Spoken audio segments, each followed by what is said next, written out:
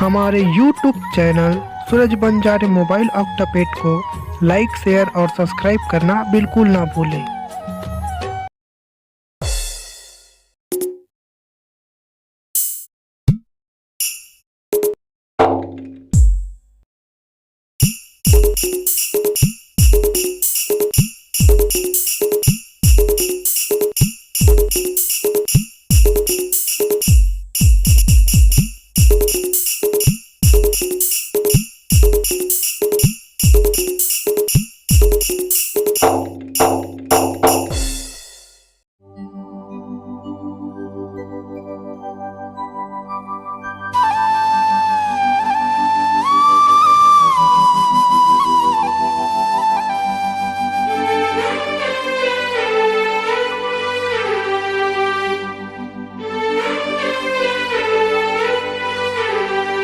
मोरे जानवर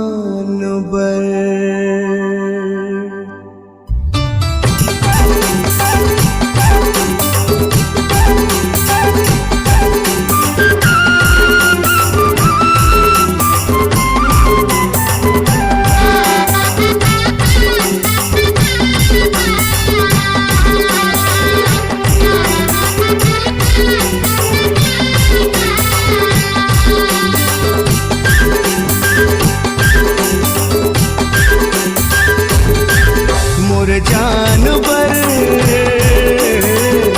काजल लेना है जी, होठ के लाली जी, पाउडर लेना है जी। मोर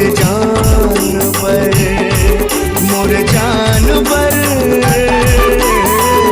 झुमका लेना है जी, नाक के नथनी जी, टिकली लेना है जी। मोर जानवर सवरेंगे रूप सादा ला सजा हूँ, सुंदर रूप ला दर्पण देखा हूँ, अप्सरा वाला बना हूँ जी।